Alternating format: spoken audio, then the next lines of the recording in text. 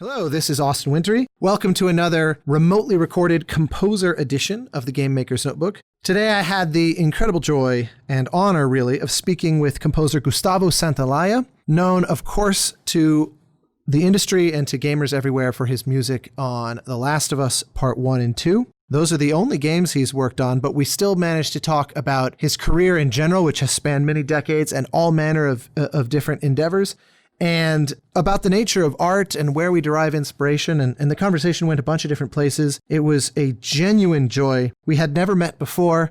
And by the end of it, I felt like I understood him quite deeply. And so I can't overstate my gratitude for having had this conversation, and to Neil Druckmann specifically for encouraging that it happened and setting it up. So I hope you enjoy it even half as much as I enjoyed participating in it.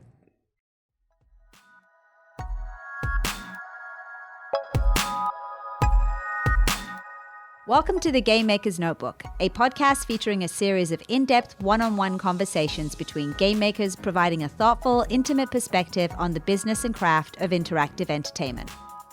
The Game Maker's Notebook is presented by the Academy of Interactive Arts and Sciences, a member-driven organization dedicated to the recognition and advancement of interactive entertainment.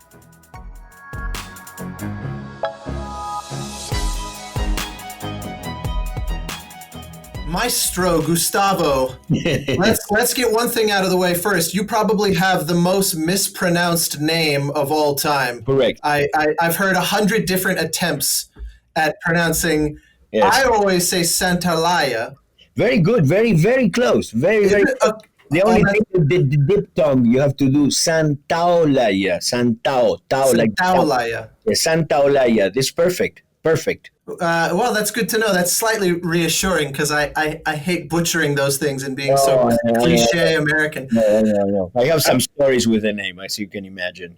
Well, because I'll come across interviews and things over the years, and it's please welcome our guest Gustavo Santaolalla. No. I always think, well, I think there's a couple too many syllables in there. Yeah, I tried to explain. I said, listen, it's like Santa Monica, Santa Ana, Santa, hola, Santa, hola, yeah, Santa, hola, Santa Olaya, That's an excellent tutorial. Yeah, or like San Gabriel, San Fernando, San Tao, like the Tao, San Tao, la, and yeah, San Tao, la, yeah. I love it. I think you're overestimating everybody's, everyone's kind of like memories of a butterfly. By the Tao, everybody already forgot what was the first thing. Exactly. So no problem.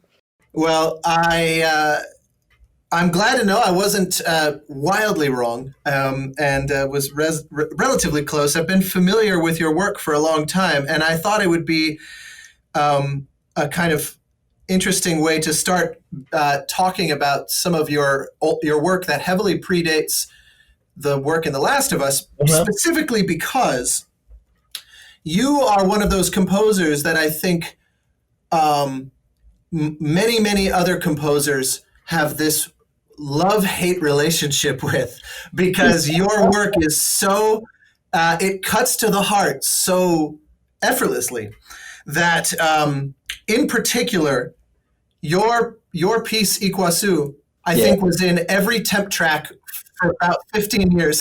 Most hated pieces in cinema, because the president of the Composer Society here in Los Angeles, he said, Ikwasu is the piece that everybody hates. All the composers hate because they use it in every temp. It's between you and Thomas Newman of a particular cue from Shawshank. Exactly. Yes. Yeah, it's a wonderful kind of wreath to wear around your neck to be the bane of so many other composers, because it means you managed to create something so authentic and so unique that directors found it utterly irresistible, just time and time again. And because we've never had the occasion to meet, I would love to know. I can draw guesses and I can draw my own kind of hypotheses about Ron Rocco as a record and about your process as a musician and as a composer, but I would rather not speak for you. So can you just, obviously we'll get to The Last of Us quickly, but I want to know that album seems connected to The Last of Us aesthetically and emotionally, and obviously it's youth in both cases very deeply. What can you sort of say? I'm sure you've spoken at length over the last 20 years about it, and you're probably sick of talking about it. If I spoke about in these terms, I don't know. You know what happened to me? I am play guitar since I was 5 years old, and I had like formal tuition between 5 and 10, but never really managed the academic side of music. So by the time I was 10, the teacher quit on me, and came to my mom and said his ear is stronger than my music, and she quit. And then on around 10. I started writing my first songs and my first stuff. But part of the techniques probably that I have picking and stuff comes from those 5 years at the beginning.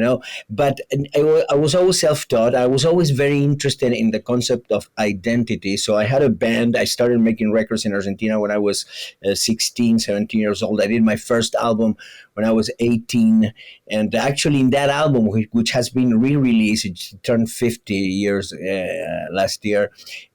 Wow. And, in that album is the blueprint of everything that I've done after this. My songs, my production things, the music for movies and the video, everything in a way is in that album.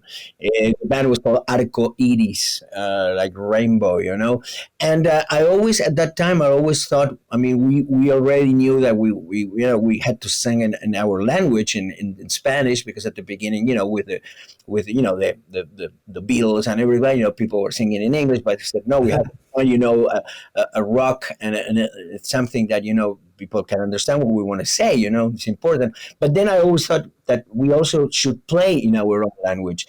And that's when I started really getting more deep into Argentinian folk music and South American folk music, which I've always been very attracted to. Some of the first stuff that I learned, songs that I learned, were folkloric songs, So, and in that search, an instrument that grabbed my attention was the charango. The charango is an instrument from the Andes Mountains, and then so I started playing charango. Started writing little pieces in charango when I was probably 14, 15 years old. I had my first charango, and then when I established the band, I became very popular with this band around 20 and stuff.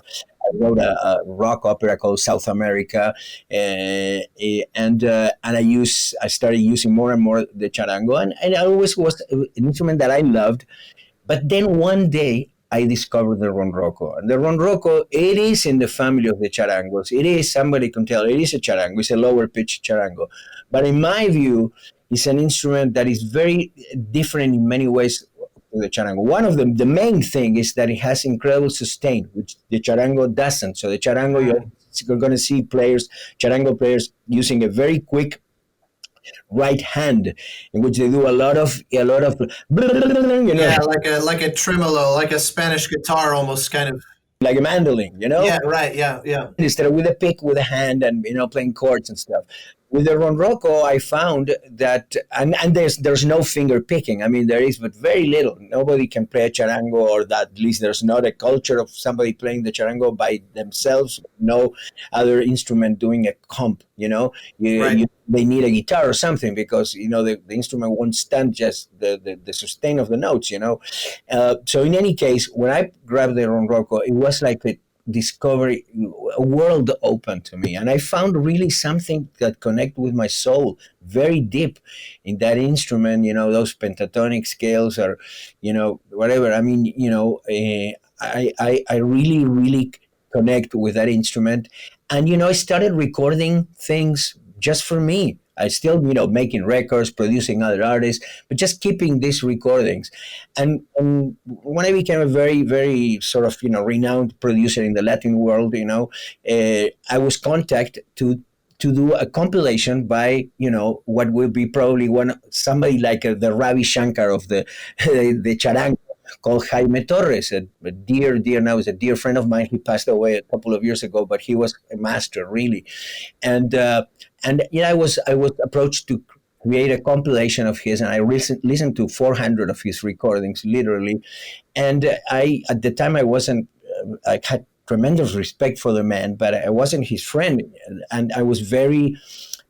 I wanted to show him what I did, but I was very, very, shy about it.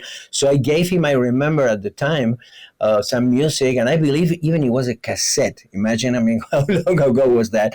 I gave him a cassette or something, and told him that it was music that some friends of mine did. I didn't even want to tell him that it was me.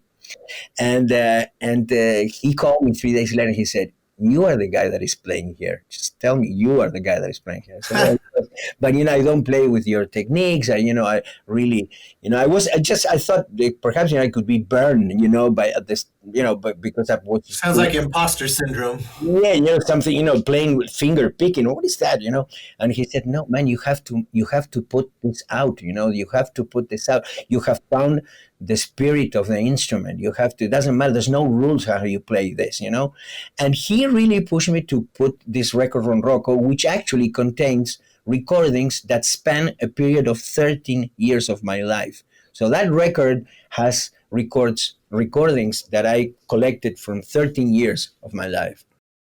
Wow. Going back to what was how old were you with the oldest of those? I was 30, 31, something like that. Yes. Yeah. It's just so interesting because it comes across so personal, and obviously the fact that your performance, it's an intimate instrument by nature. It's very different from like an orchestral sound. The fact that we're right there with you. It feels like you're sitting next to us while we're listening. And I think that's one of the differences in my scores too. The fact that I play most of the instruments in them, and that there's that presence in there, which is different than when you have a musician reading a chart, which I don't have anything against, and I think there's some fantastic music created that way. I'm just saying that it's different. It's a different vibe, and it is personal. It has an element of it has character, almost like a presence as an actor, but in a different level. You know what I mean?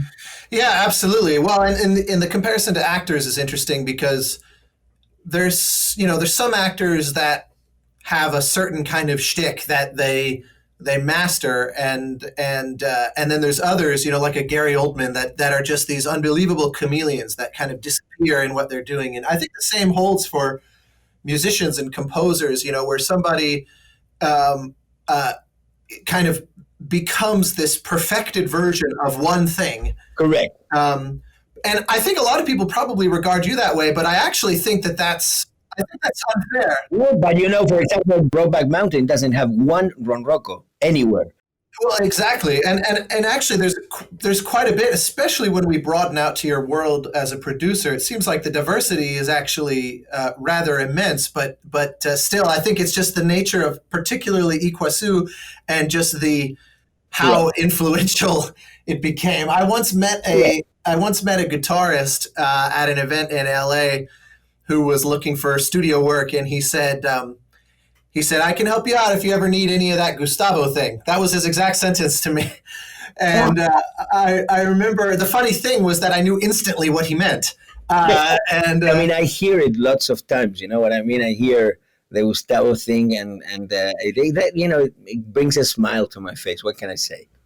Oh, well, that's great to hear. I was curious what your relationship with that would be. I always wonder the same with a guy like. I just don't think that is the same at all.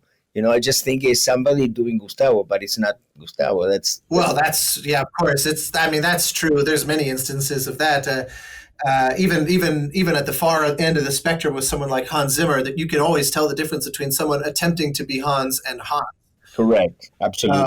But I'm glad to hear that it doesn't bring a frown as opposed to a smile, because it's a smile. No. On the contrary, in a way, what I mean. I feel it as a compliment, to my work of something that has become valuable, and a style or an approach that is different, and somehow I've been part responsible for it, and I take it as a compliment.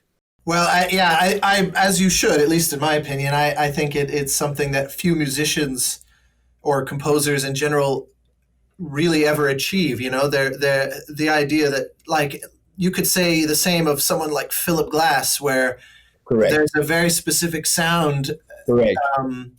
And likewise, well, actually, I would argue you're more sort of diverse in your artistry. I would say so. I didn't want to say it because it would look bad, but I think it's. I love Philip Glass stuff, but I think he's really into that thing. I do many things. That's why I mentioned the Brokeback Mountain that doesn't have any Ron Rocco, because it's true. Or The Last of Us. Of course, the main theme I wrote in Ron Rocco. And in 6/8, which is not a typical North American rhythm, Right. But the theme, and there's a lot of guitar, and now in the two there's the banjo too, which I knew I was going to play in a different way. It's what I did in Babel with the oud.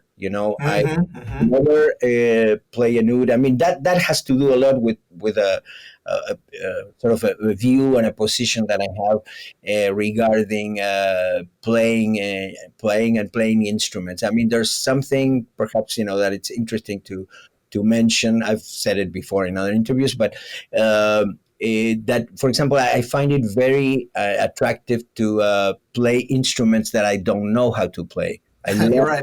I love to put myself in front of an instrument that I don't know.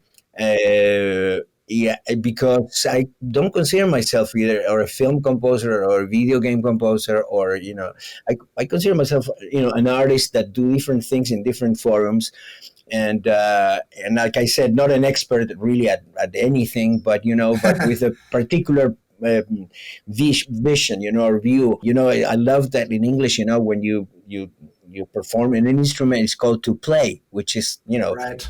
in Spanish we say tocar, it's not as nice as to play, but I like that playfulness of something that you don't know.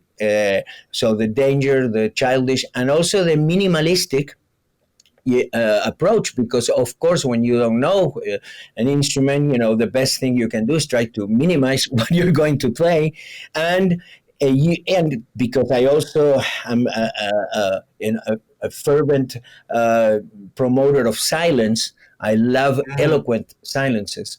That also puts me in that situation. And for example, the oud, which is the main instrument in Babel, although Alejandro wanted to include Ikwasu there, and it is in the movie, but that's the movie that actually gave me my second Oscar, and most of the score is the oud, and that's an instrument that I never played before, and as you know, is a very difficult instrument because it doesn't have frets, and talking about danger, Yeah, it's kind of large and unwieldy. But there's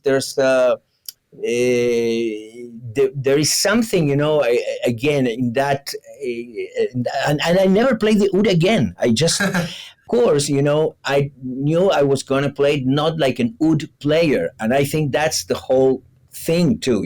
I didn't want to make a soundtrack for Babel, that was the soundtrack of a National Geographic documentary. I wanted to find an instrument that could connect the stories, and somehow the oud, it was perfect. As an ancestor of the lute, or therefore the guitar, I just felt that it was a great instrument, and it gave me that thing to play with the silence and to play with the sound. And with the banjo in The Last of Us 2 is the same thing. I'm not a banjo player. I don't know how to really play the banjo. So that lack of expertise, it brings something different, and really exposes in a way you in such a human level that's I really play with that. You know what I mean? Play with that thing. But again, the emotion, it's what I really rely on more than anything. Well, there's something that you said that is a wonderful segue. You've kind of teed me up beautifully. But it's a wonderful kind of connectivity between music and video games, where you said what you love about in English the word play and all that it brings with regard to music. I've a friend of mine who used to work at Naughty Dog on the Uncharted games outside of The Last of Us named Richard Lamarchand once highlighted to me the beauty of the fact that even though video games are pieces of software and we refer to all other pieces of software, like Skype or Microsoft Word or something, we always refer to us as using them, but we play games. And playing a game really is a very different verb, and I think the notion of the kind of the kinship between that and the idea of you playing music or playing an instrument is something that's a beautiful link between the two that I honestly never really thought about until you said it just now. So with that said, then I'd love to get into, the reason, or part of the reason why we're chatting. I would have loved to anyway, and I've been familiar with your work for 20 odd years now. But it was a conversation with Neil where he had listened, I think, to prior episodes of this podcast and said, you and Gustavo really, I think, should chat. There's some interesting things to be discovered there. And I think part of what catalyzed that conversation was because I made a video on YouTube where I said, here are the reasons why I think I would have been the wrong composer for The Last of Us. And I tried to kind of analyze. I want to see that. I'm sorry I missed that. I'll send it to you with incredible anxiety. I will send it to you. Come on, Austin. Well, part of it is that I took some guesses about your process that I would love to find out how right I really was. And the funny thing was that you really I view you guys, like, I mean, the real composers, what I mean, the real guys. I just, I do what I do, and I'm totally aware of in a way that affects people, in a very strong way. But I can't sometimes feel that I am in the same league that you guys in a way. You know what I mean? I just feel kind of. Well, I think you're right, but you have the opposite perspective of what that means. Because I agree, we are probably out of your league, but no. What are you saying? No. No, I appreciate the spirit with which you mean that, but I think your comments are spot on. I think that your sort of your sort of colleague turned friend who led you down the path on the Run Rocco, saying, there's no rules. I think that epitomizes all of this rather beautifully. Right. So in that sense, I can connect, with that, because I do think it's like, lots of times I say, why not? I mean, no, because there's always this prejudice, that people actually impose on themselves of things that you can't do because imagine the masters, what they will say, no, these people really know what they're doing. You don't know, Yeah. That thing, I know that doesn't stop me, I go, well, I do what I do, and that's it. You know what I mean? I'm not pretending to be, this other thing. I'm just. Well, and everybody suffers that and that sort of insecurity. I remember reading once that when Jerry Goldsmith was conducting the recording sessions for Psycho 2, he said, "I'm sure Bernard Herrmann is turning over in his grave right now that I, someone he regarded as essentially a charlatan, is taking up the mantle of his great masterpiece." So I think we all worry about the judgment of our ancestors, as it were. I just don't let that really occupy too much time in my. Well, I can tell you that the world of video games is very grateful that you don't let that occupy you, because for the longest time, games had a little bit of a crisis of musical diversity, and partly because there were just not that many people making games, and it was also it was sort of like small pockets in the U.S., very kind of niche industry in Japan. It wasn't really a global industry for quite a few years until eventually it became such. And even still, there was always this kind of notion that video game music is either throwback chiptune type electronic music evoking the 80s and early 90s, or it's the biggest, baddest, most Hans Zimmer aspiring orchestral. Right. And you so deftly proved everybody wrong, and not least of which because of the use of silence, which I'm so glad you brought that up, because that, to me, the sparseness of The Last of Us is is 75% of its kind of victory musically. Yeah. And so one thing I just would love to know is would you describe the process as you kind of just following your instincts as you always do, or did Neil or the folks like Scott Hanow and whomever at Sony, there were a lot of folks obviously at the table involved, but to what extent was it kind of just let's unleash Gustavo to be Gustavo versus having to kind of fit in within their vision more prescriptively? Yeah, no, I have to say one thing that every time, I have the opportunity, I like to mention is that I felt totally free to try whatever I wanted to try. And in a way, I was encouraged to do that. So, yes, of course, I did, a lot more music than what it ended up in the game. And of course, there are things that probably were not what perhaps Neil needed or wanted, and that's part of the process, you know what I mean? But I was never actually demanded or censored or say, no, don't do this, or no, not at all. If something was, okay, no, we're missing something, some attention, or we're missing some, or we love this, why don't you explore more? I mean, to be honest, when I came up with the idea of the banjo, I was a little bit concerned that they might think, oh, that could be cliche or whatever. And of course, I told them the idea of the banjo, but at the same time I showed them what I had in mind, and they really went for it, which I loved, But that's something to show me there. They were totally open, and they were very, very. It's just great working with Neil and Scott, and in the previous game with Jonathan too. They're great people to work with. Yeah, so that kind of confirms some of my assumption that it felt so you.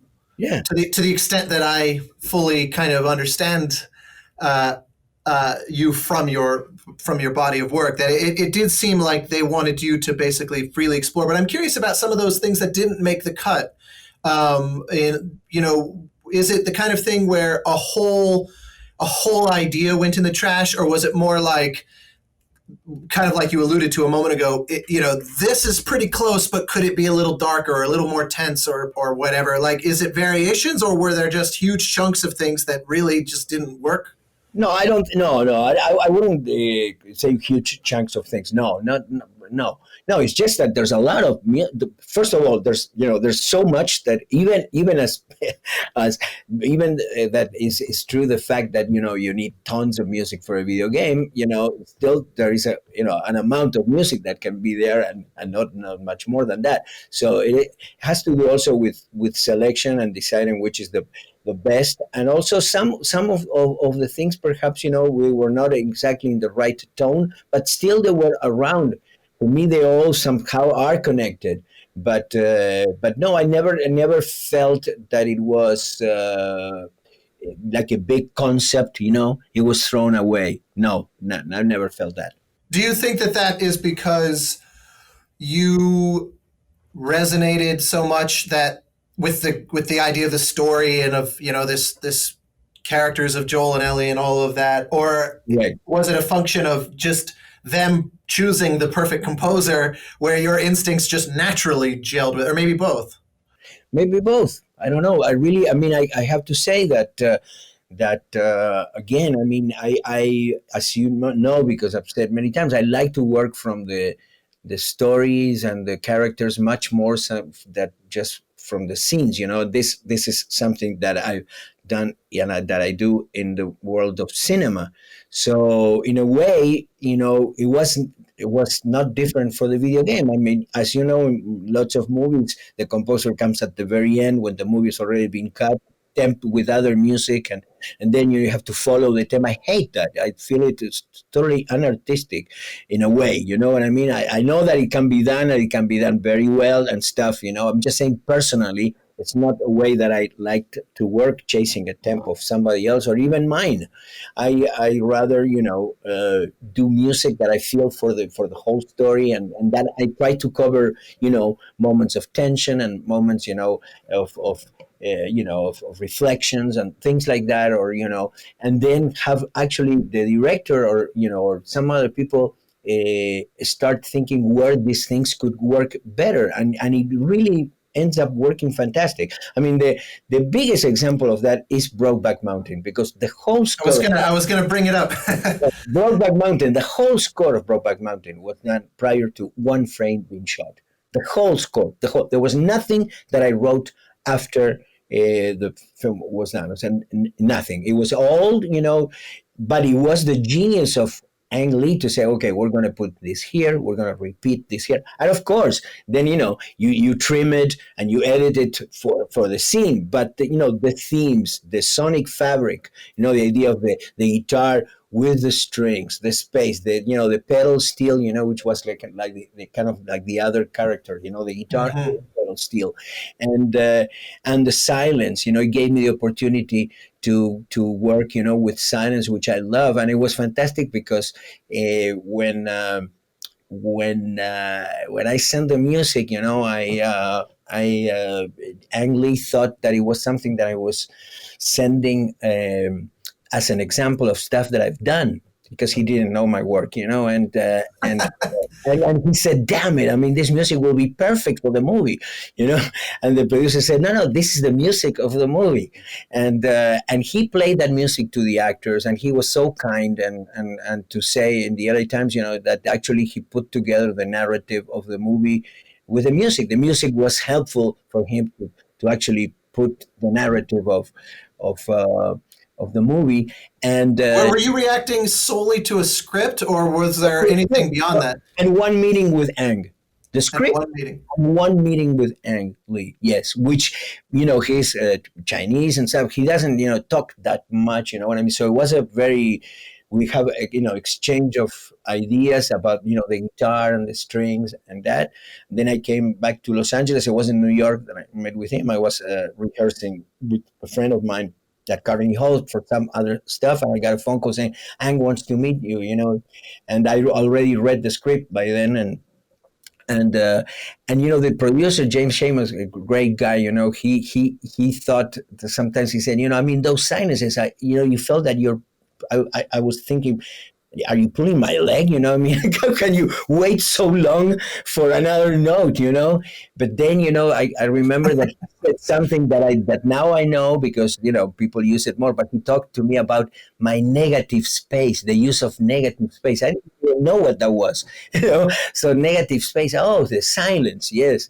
I think that, silence has so much power when it's well used. It's so eloquent. And I always say, playing notes is something easy in a way. I mean, you just practice, and you even playing fast, you just practice a lot, you'll get it. But not playing, that's harder, not abstaining yourself of saying, no, and leaving that space, that is not the silence that happens at the end of a piece, because there's silence too, when some conclusion, but it's a silence that is in between something, so it keeps you holding in the air, waiting for that other note to come, and somehow also I realized that, at least this is my perception, that somehow those silences sometimes can pull people to the screen too.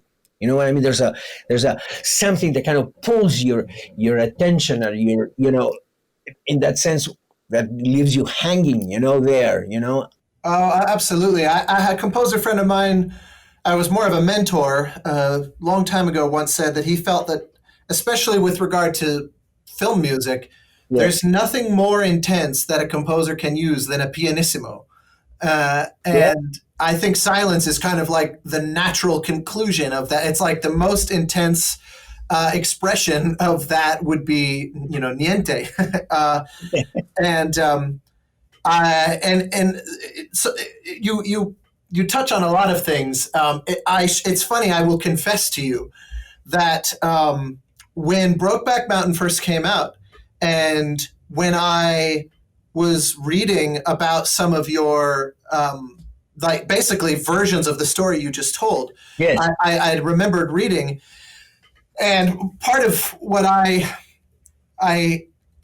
sort of enjoy is just I'm always looking for ways to kind of broaden my horizons and learn things and challenge my conclusions. And especially if I'm very certain about something being right, and then it turns out I was wrong. I've come to love that feeling. I've come to love that moment of, it's like the shell cracking and realizing I've achieved some small form of enlightenment, perhaps, or at least excitement. Because I'll confess to you, when I read about your approach to Brokeback Mountain and how incredibly separate you were from the film, I remember saying, look, this is gorgeous music and it works wonderfully, but that can't be considered real film scoring, surely, because, you look to James Horner, John Williams, and I had a very narrow view of what that could mean. And the thing that enthralled me about their work was they labor over each frame, and they say your comments about temp music, I completely agree with, but just if we ignore the temp side of it and we just say the art of looking at the footage and kind of dancing with it. To me, that's what film music was. That's amazing too. I think it's fantastic. It's just not the way I do it, but that doesn't. Well, and that's where I owe you a lot of credit for. For years I thought, what a like separating the fact that no one can deny that this music is beautiful. And heartfelt and soulful and personal, but I had this big kind of asterisk associated with it with regard to the art of film scoring. And then I had this great rude awakening when one of my uncritically sort of assumed great masters, when I realized he worked the same as you, which is of course Il Maestro Ennio Morricone. He never scored to picture either. He in his great masterpieces, like the Leone Westerns, The Good, the Bad, and the Ugly, Fistful of Dynamite, Once Upon a Time in the West, all scored before they shot the film. Okay, so there you go. When I did that, I didn't know that. It was my natural way of doing it. And to reaffirm that, you are in a way composing inspired by the story. And absolutely, yes. The characters, and for example, the use of silence, which I love and I use, in my music, but in that story plays a role too, because those guys, they really didn't talk that much between. There was really a silence as part of their life. Silence was part of their life too. So in a way, the silence in Brokeback Mountain, it also has a text to it. Absolutely. With those guys and the way they actually not communicate between them, or the very small communication that they have, and the biggest spaces of silence and of big nature, and that the music that was created for that, in a way for me reflects that. Doesn't matter that it wasn't done against a frame, or a picture. The picture was in my mind. Well, and the results clearly speak for themselves, and The Last of Us is no exception to that. And so it's one of those, I feel very gratefully corrected on what was perhaps an overly narrow view of what the art form's potential is, and I owe you a gratitude for sort of forcing me to confront an assumption that really had no reason to be an assumption. Just because one person did it one way didn't mean that it couldn't be reconceived. And I think The Last of Us is another example where, when I've scored a lot of games, and I work very closely with the game typically and the game developers to really try to make the music feel deeply interwoven. And so I wanted to hear more about kind of, obviously your process of absorbing the nature of the characters and all that. And The Last of Us is far more linear than a lot of other games, right? Like, we follow the story. Right. Beat by beat in a way that's closer to a film than plenty of other games. But still, to what extent did the gameplay, for lack of a better way to put it, did that figure into your conversations? Were you truly operating as normal, or did anything kind of come about differently as a result in either game? Not really, because that part, I guess, it was more taken care by the people at Naughty Dog and Sony PlayStation to really, we work back and forth with, stems and things of that matter. I mean, I remember I was fascinated that, they develop a type of programming which by that just using the stems, you could be in one area for, I don't know, 15 minutes and the music will never actually repeat. It would always, I mean, those kind of things really, I mean, fascinate me. And but that's all really work that they have to get the credit, because I was just more a spectator in that. I mean, it was more.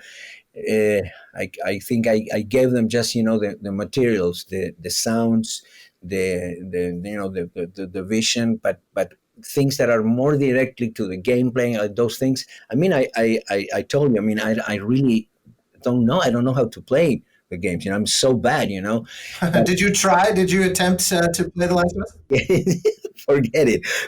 But my son is really, it's pretty good. It's pretty good, and it's fantastic for me, to see the impact that this game, and again, I know the impact that games have in general, for many years that have, and in young people especially, but this game in particular, the way it has touched people, is so amazing. I mean, I went last year to a video conference in Kuwait, where alcohol is illegal, illegal. I mean, you cannot drink and you can't even own a bottle of wine, and women, as you know, are totally not covered, but the little window, and they play, but they are allowed to play. So you see at the video convention, these ladies, come over and you can even imagine. I mean, what window to the outside world can be playing a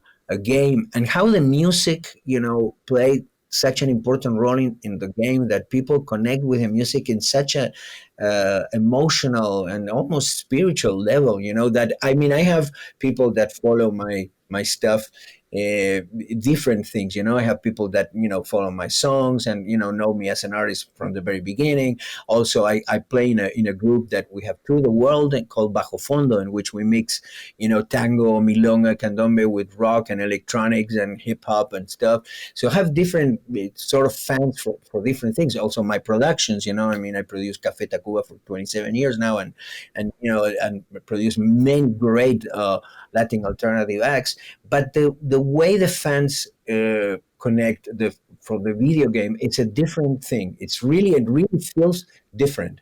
Yeah, it is. Well, I can speak to that, because I remember once wondering exactly that thing, where I said, in general, even though the game industry has a greater economic reach already than both film and the music industry combined, far more people see movies still than play games. Like a big Marvel movie or a Star Wars movie or something, right, will be seen by hundreds of millions of people. A single title, a single 2-hour movie. And very, very few games ever come close to those numbers of players within that one game. Like a huge hit game like The Last of Us, you're talking, 10, 15 million players over the span of a life constitutes a huge hit. So it's still a much smaller population overall. But the difference is, a game like The Last of Us is, 20 hours, give or take. I say to folks, how many of you have listened to your favorite album by your favorite band or favorite artist for 20 hours, or in some games, 50, 60, 70, 80, 90 hours? Yes. You could call something your favorite album of all time and only have listened to it for 10 hours worth and still stand on that conviction. Game music, we get to share this experience for a much longer period of time, even within one title. And so we have like this, it's like an unfair advantage in my mind. It's true. And also the fact that people get invested in this particular game, also get emotionally invested. Yeah. That's what it is. I mean, it really sets a big difference. And there's something very kinetic as well. If I'm playing The Last of Us and I'm, I don't even think of me as playing the character of Joel, but it's more like I'm sharing a moment with Joel. But that's a whole other conversation about the unique design of those games. But I'm in a moment with Joel, and then I walk through a door, and then the sound, your music comes through. Because I walked through the door, there's something very magical about the fact that my action brought your music into the moment. And I think that also gives players a very heightened, not just awareness, but like love. It's like seduction. The music, you become so attached to it, and so it becomes so part of your experience. It's true. It's true. It's that it kind of. Yeah, it's very personal. It's very intimate. Very personal. Very personal. Were there ever any times where you saw the way that this music was being implemented in the game? Like, as you said, you were somewhat of a spectator. So were there any times where you saw like some footage of the gameplay and thought that was maybe not how you would have used that music, or how like they kind of created a relationship that was unexpected? No, not that I remember. No. I thought it was very appropriately used. No, it never happened.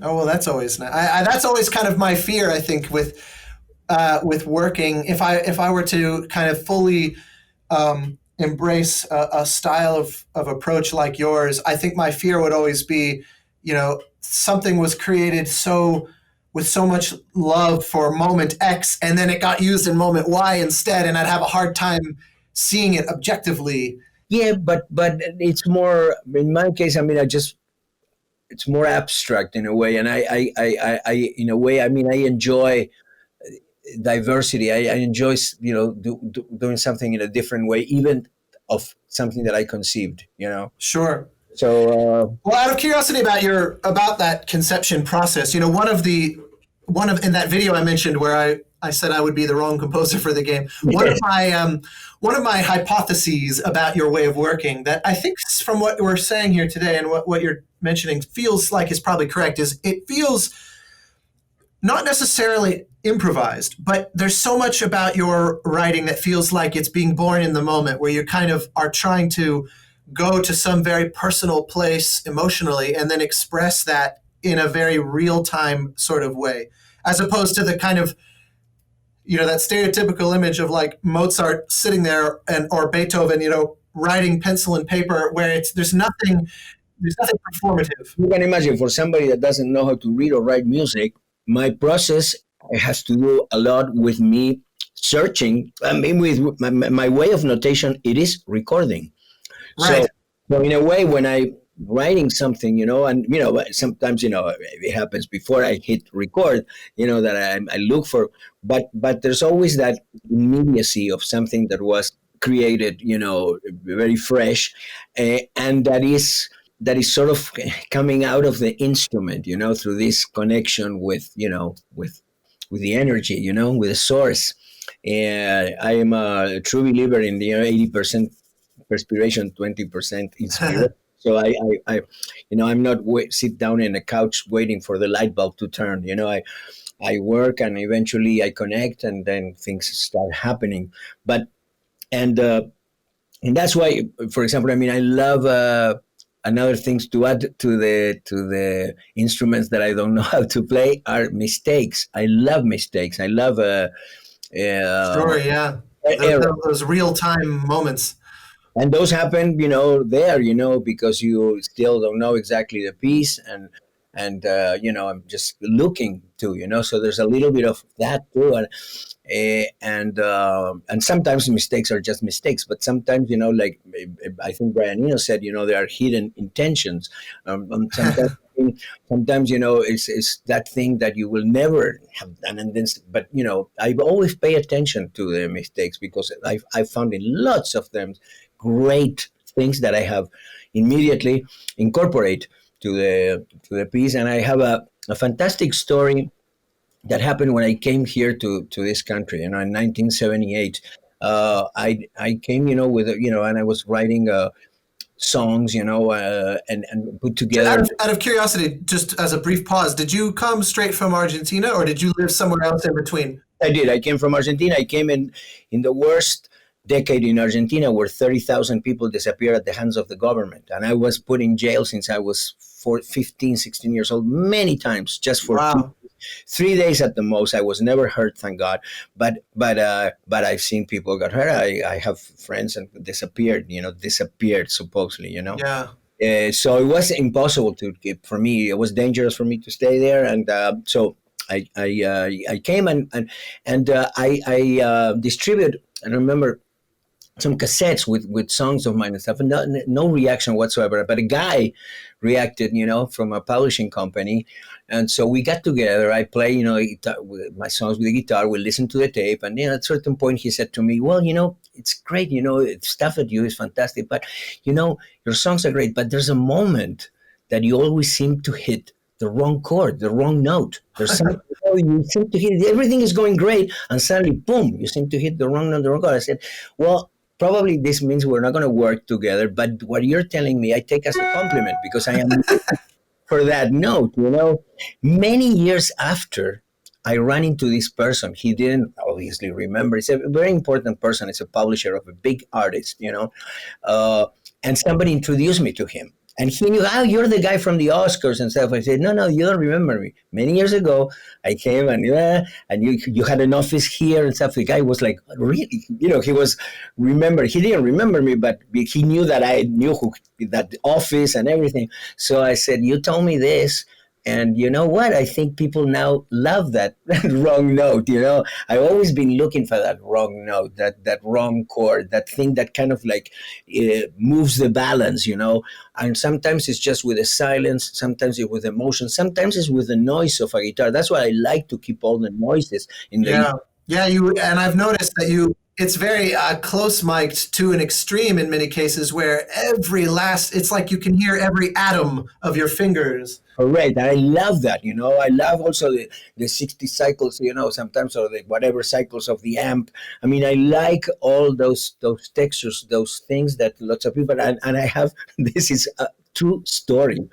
Somebody, I'm not going to say what, but once asked me for the noises, I was doing a piece, and what are the noises obviously happen when they happen, but it's not something that I'm doing it, on purpose. Is, and say, but I want the noises that you have in the stuff that you do with González Iñárritu. Those noises happen. It's not, but they were asking me for the noises of that's very funny. Yeah, well, we'll release the Santaolalla sample library of all neck slides and all the wrong things. Yeah, exactly. The library of the wrong notes. Beautifully broken, we'll call it. So that actually, that fascination and appreciation for the wrong notes. The imperfection of life, which is right. Life is like that. It's not, pure, chemistry. It's not, what I mean. It sounds very, Nazi, you know what I mean? It's a chemically perfect world. No, the world has imperfections, and that's what makes it beautiful too. Oh, I couldn't agree more. Those an openness to those happy accidents is something that has always been very meaningful and important to me in my own process, even if the process itself is very different from yours. Right. And so I love hearing that. But going back a moment to your, the 80% perspiration, I've always loved that outlook, and I've heard that quote before, and I've always, I resonate with that. And so for a tune, literally this, I'm sitting, I don't know if it's audible, but for a tune like this, from The Last of Us, is that something that you sat there iterating and chiseling and finding it because it's so simple in the best way. It's not simplistic in like a childish way.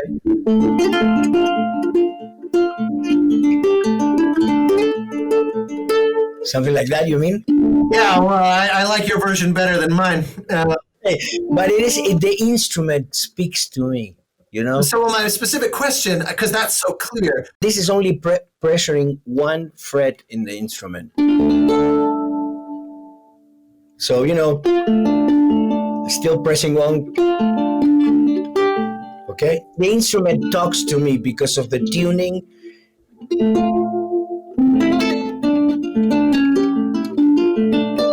It's like the instrument has all those. For me, the melodies are here. I just have to take them out, but they're in there.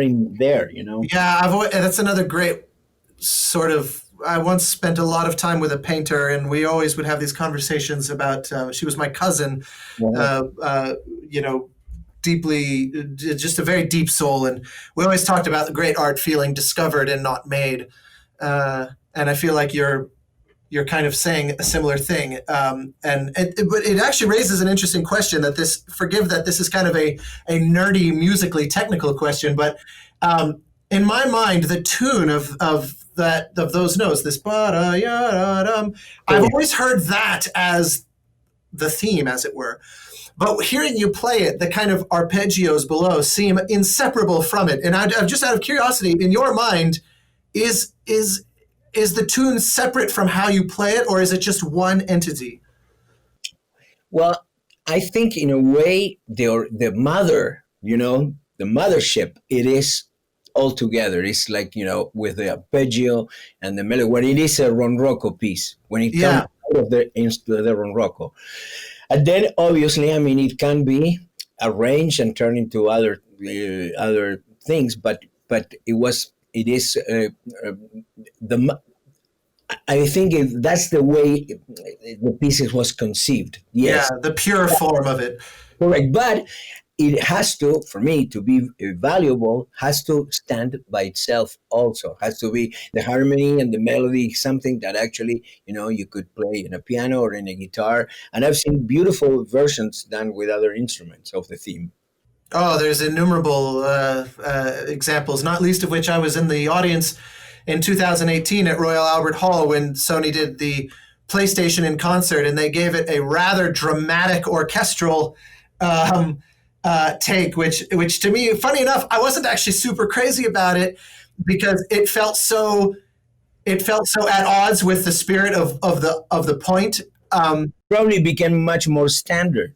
That's all, that's a good way to put it. It kind of mainlined it in a way.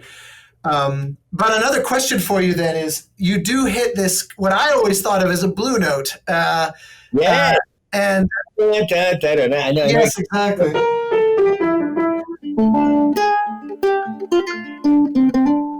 Now, is that, in your mind, is that one of these wrong notes? It could be totally. It never felt wrong to me, but I always did wonder where that came from. If there even is or if it's just spontaneous, it just came out. No, it came out, but it came out. But for me, that was the connection with the blues and with the Americana, because I was using an instrument that it doesn't come from this culture. And I'm very aware that we're doing a game, that is in dystopian in North America. I say North America because where I grew up, they told me that America was a continent divided in North America, Central America, and South America. It's funny that my girlfriend is Costa Rican, and she always hated the idea that America means United States. Yeah, because we're American. We are American. Yeah, America is a big continent. So I knew that for North America, the instrument, the ronroco, is an instrument that comes from the south of the planet and from the south of this continent, and we're doing it in a rhythm that it's a 6/8 rhythm. So I wanted to connect it with something that gave me the blues note. You know what I mean? The bluesy thing that it was that could be, So you were consciously searching for something to give it one foot in a North American sensibility, a little flavor of that. I don't know, this, the process, the speed of the thinking process, how it was. Not that I was, meditated for it, 2 days. I need to do this. I just, I knew that I was doing the music for this theme, and I loved what I got.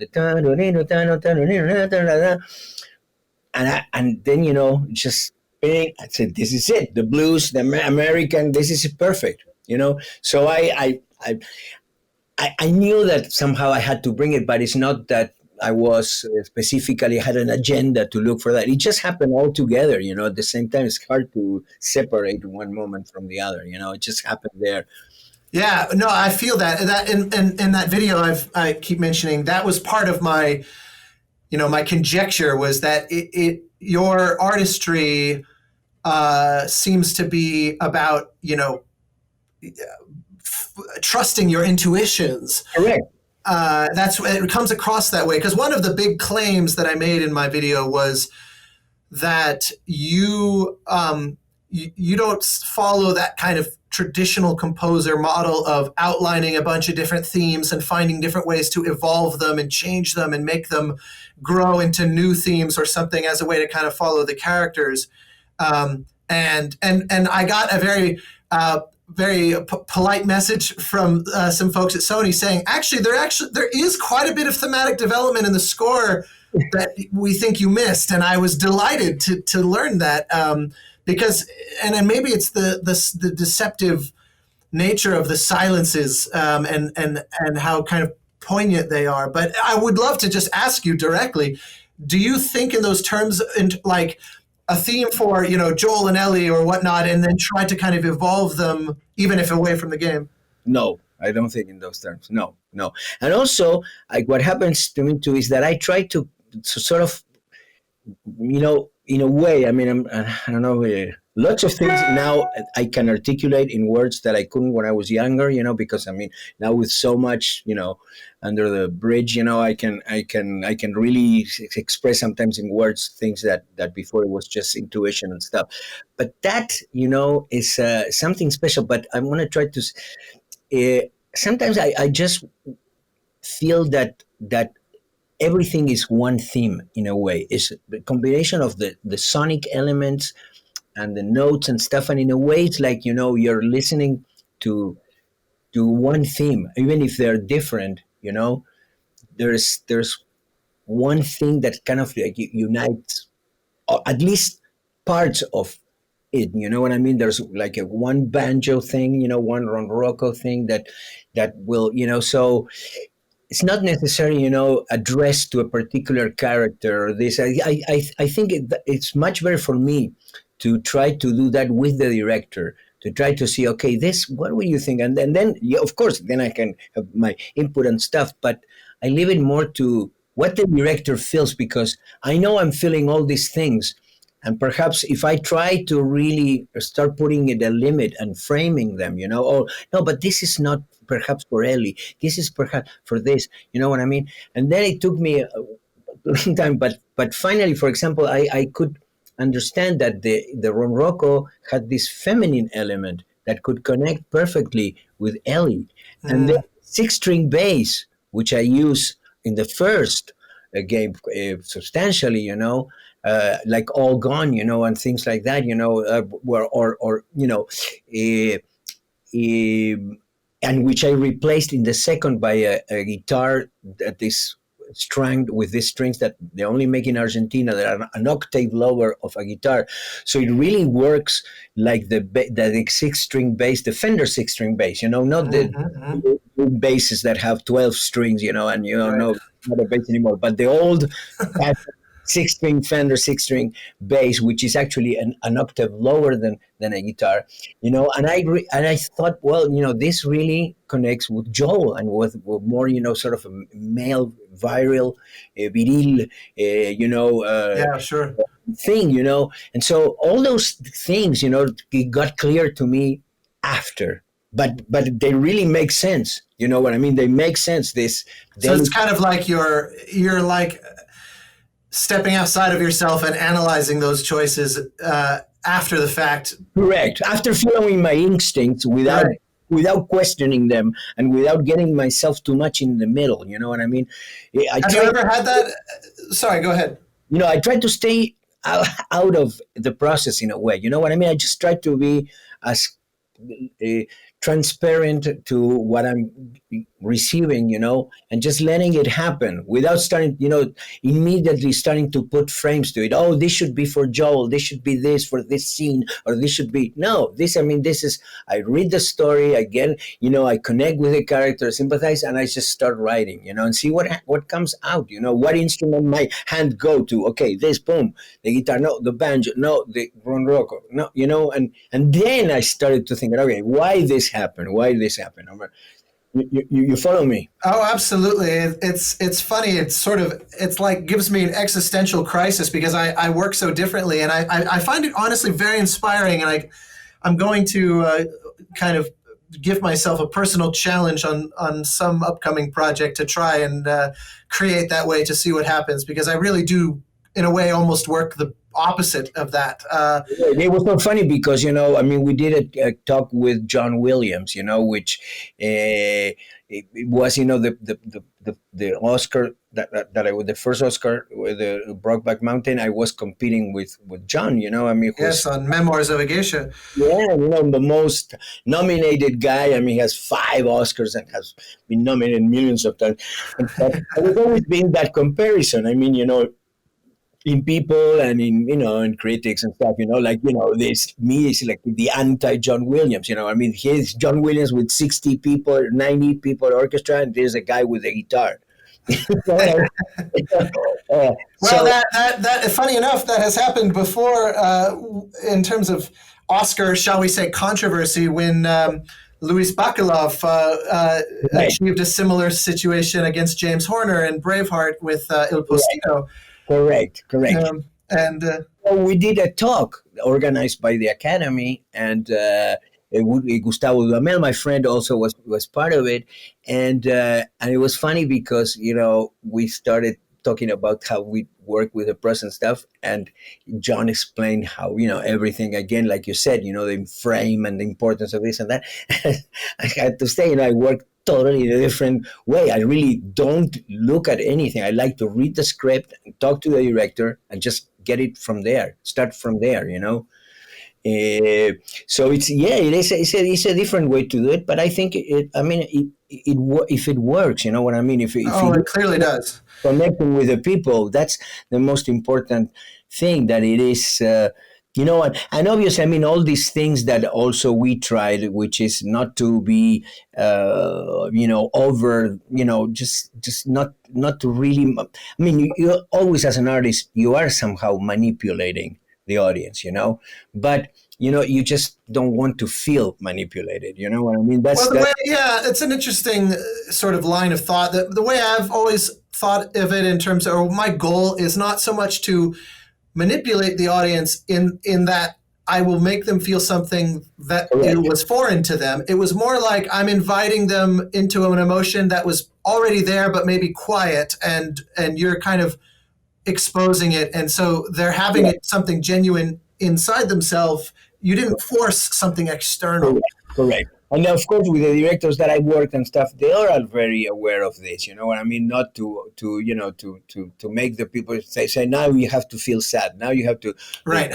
And one of the things that I now I'm able to kind of like semi-articulate, is because I try to find out what is that connects with people of what I do. You question what is, and I think it's a quality that sometimes it comes. It's not something that I do it that I have an agenda about, but it just comes out that way, and I think connects with a sort of a deep existential anguish that is something that happens to us when we are born, actually. Since we are born, that we sort of are separated from something really huge, and now we are a universe in ourselves.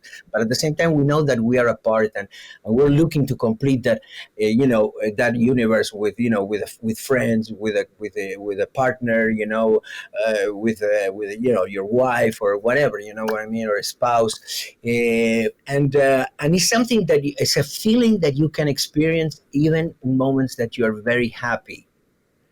Not only when you're very happy too, it's that little There's probably a German word for exactly what you're describing. Like Gestalt, something like that. Yeah, there always seems to be those very emotional specific. Right, we have to find that word. Yeah, but I know the feeling you're describing, and thing, that is not, it's not sad, it's not happy, it's not, but it's very emotional. It's very connected with that longing that we all have deep in our souls. And I think that's part of what I think can touch people's music in a different way than if it was just sad music, you know what I mean, or if it was just happy music or whatever. It's something a little bit different. And I think that's like Ikwasu is that. What is it, Ikwasu? Is it a happy piece? Is it a sad piece? What feeling really evokes Ikwasu?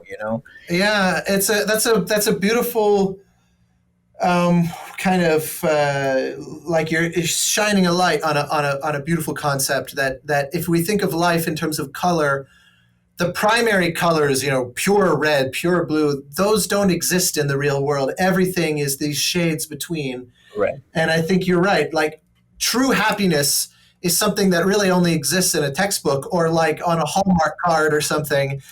And the real world, and maybe that's also, I think, what helps people connect so much with this music in The Last of Us, is that the game can be ferociously dark and violent.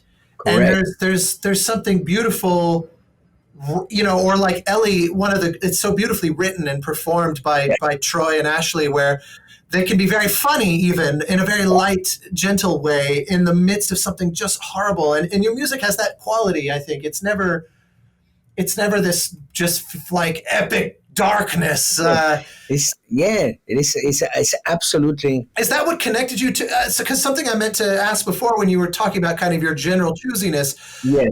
You said other games have. I'd be very curious if you feel at liberty to say what other games you. I can. But let's say fair enough. But by American companies and by French companies too. Yeah. So fair point. Unsurprising. So. What made this feel different from those? Well, first of all, I deal with many artists since very, very early age. I've been, around quite a bit and dealt with great artists. All the artists that I've produced, all those 100 albums, they're not yes people. They're all artists with big visions and people that actually I had to work myself to gain their confidence to do my job as a producer. And they will go from hardcore, hip hop rock band like Molotov to the Kronos Quartet. So very big thing. But so I can distinguish, I think, talent.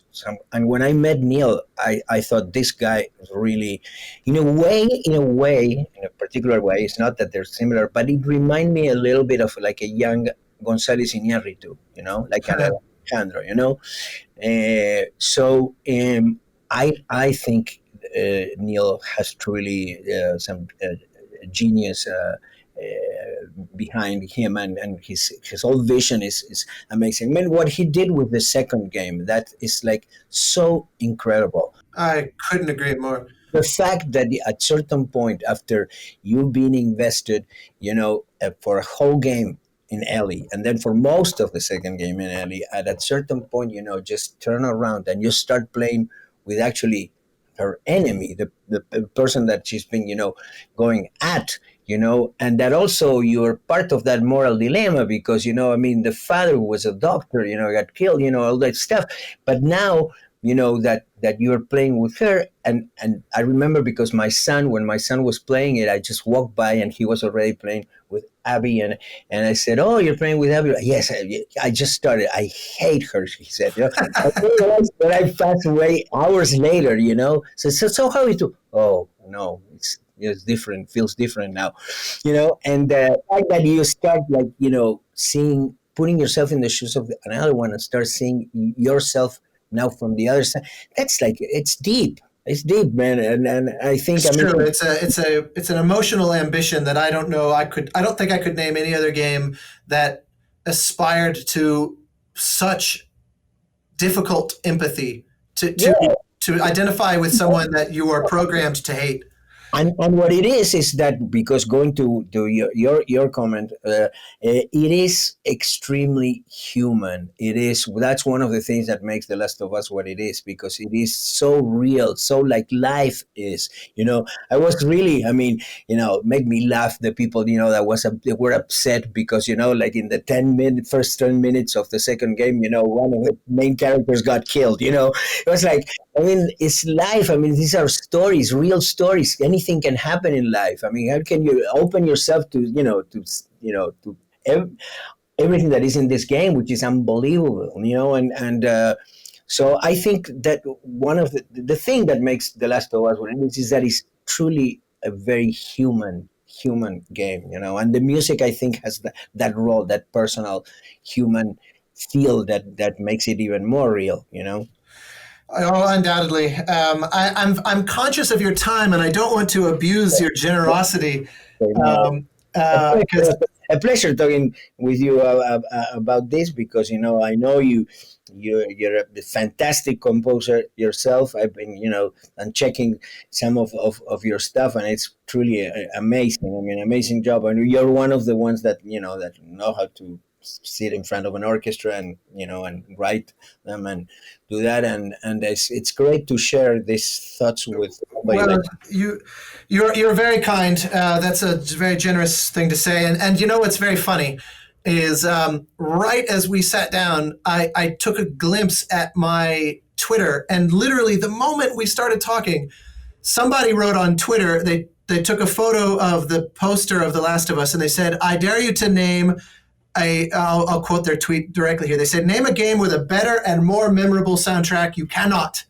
With The Last of Us as the art. And someone replied, the way I saw this was because someone tagged me and says, "That's easy. I give you Journey by Austin." Which and then what's hilarious is they then start arguing back and forth about this right as we started talking, which was very funny. I will say, though, I happily yield that quote competition, but I thought it was very funny that that tweet appeared instantly. It's like the universe, was setting us up.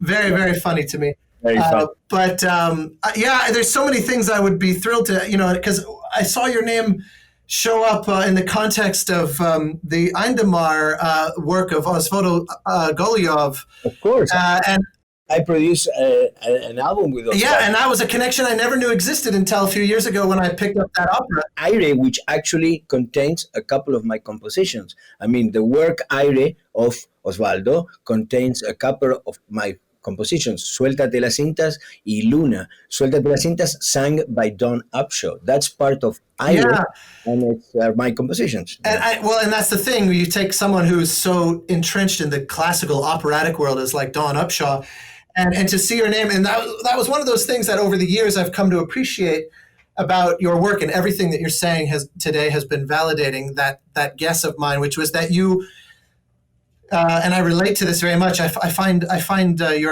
it's very inspiring that you seem to, music is kind of like the ship with which you explore the world. If I may. Very nice. I never thought it that way. I always say I'm an artist that explores in different. I always make an analogy with soccer, with football for us, because I said sometimes I'm in the front and I'm scoring goals. Sometimes I'm in the middle of the field, just organizing the game. Sometimes I'm the goalkeeper or in defense. Sometimes I'm the coach, and sometimes I am the massage doing it. But I'm always I'm always in the game. I'm always in the game, and the game is music.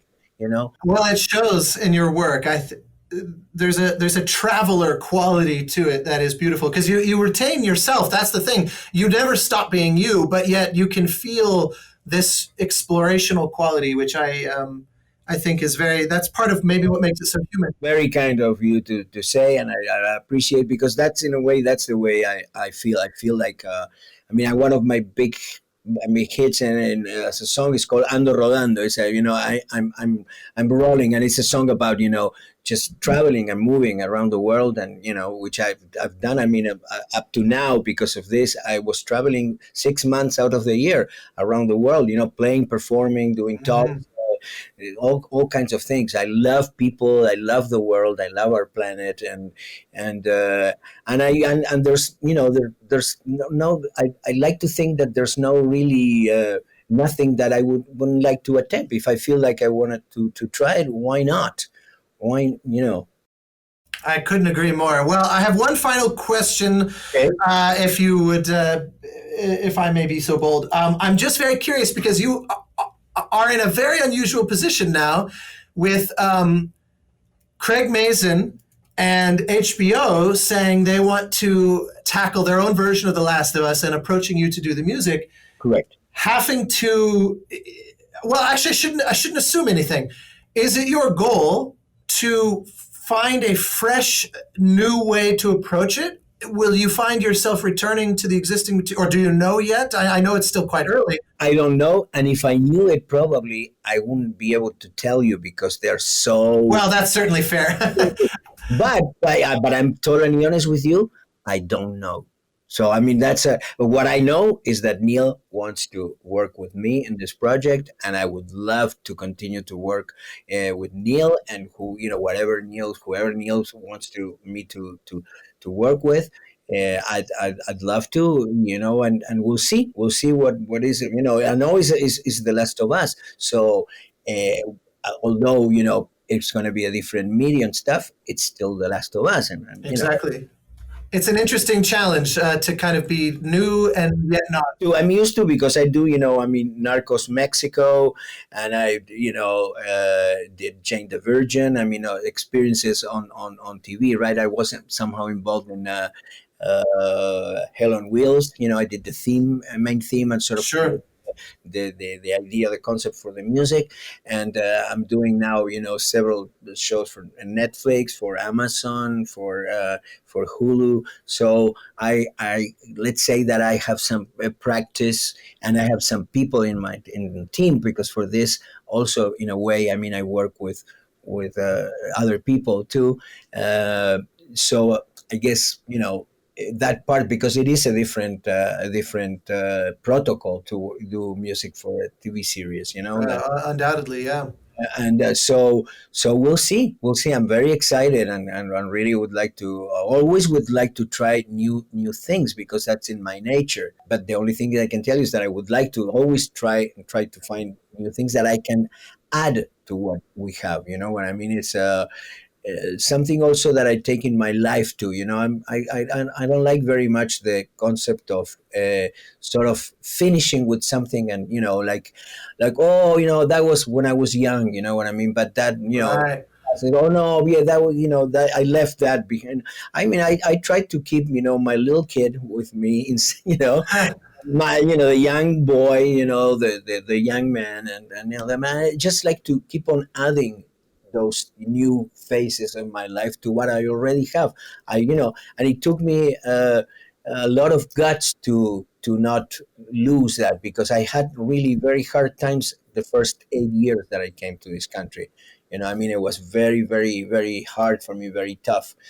But finally, things started to happening, and here I am. But I've never twisted. I never went out of my vision or what I want to do. When I get asked sometimes, what would you recommend to a young composer, to a young musician, and I always mention the 80% perspiration, 20% Yeah. inspiration. So a work ethic. There's three things. That the second one is finding your own voice, finding your identity. Who are you going to be in this world doing what you do? Being music or acting or whatever, who are you, your identity, your sound, and then the third one is stick to it. Once you have your vision of, just don't, because lots of times you get, you can be sidetracked, and lots of people say, well, I'm going to do this now, but because, but then I'll do, because, and sometimes, it's tough because you need to eat and you need to survive. And this problem can happen also when you're very successful, because you can have very lucrative offers put in front of you, especially when you won 2 Oscars, say, get me the Oscar guy, and they don't even know what you have done or what your thing. Yeah, sure. It has happened to me, and then, you in my case, you turn it down. You said, I arrived to this place having a way of doing things and connecting with things. I can't do something that I can't connect with, you know? Do you think that was a wisdom from that part of your life? Like if the Oscar situation had happened when you were younger and then those offers appeared, do you think you might have reacted differently? Probably. Could have been. I think there's something also that has to do with what you learn in your home and in your house. I mean, I've seen people getting recognition and become assholes. I mean, I've seen a lot in those many years to be in this business, and sometimes with very little achievements, and I never understood that. I mean, what is the reason, to become a jerk, because actually, people are connecting with what you do. But I will say that also, like, to be honest, I mean, when I got my first Oscar, I took it, of course, of my work for Brokeback Mountain, but I took it as an award for my life work, for everything that I did, starting in Argentina, coming to this country, doing everything. It was like, in a way, an award to all of that. You know what I mean? Absolutely. It reminds me of the famous, probably not true story of someone approaching Picasso and saying, can you make me a drawing on this napkin? And he draws something in 2 seconds and hands it to them. And he says, that'll be $1 million. And they say, but it took you 2 seconds. He says, it took my entire life. Absolutely. It's like that. It's absolutely. Yeah, well, it shows. Gustavo, this has been an absolute joy. I thank you so much for the generosity of your time. So many... Anytime, man. And let's be in contact. I'd love to know more about your music and just, Well, hopefully some occasion can arise where we can make music together, because that'd be fun. I would love to get... Are you a keyboard player? I am, yeah. Yes. Fantastic. I mean, I've always been most comfortable as a conductor, but my fingers know their way around a little bit. Yeah. And if they don't know their way, it can even be better, Yeah, well, that's the thing. You were speaking to me very directly when you were talking about trying instruments that you don't know and letting it kind of find something new. And I loved it. Now, this whole thing has been an absolute joy. I'm sure folks will love listening to this. And just, again, thank you so much for your time. Thank you, Austin. Anytime. It was a pleasure.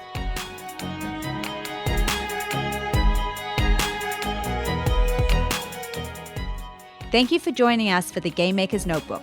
For more information on the Academy of Interactive Arts and Sciences, our podcasts, and our other initiatives, please visit www.interactive.org.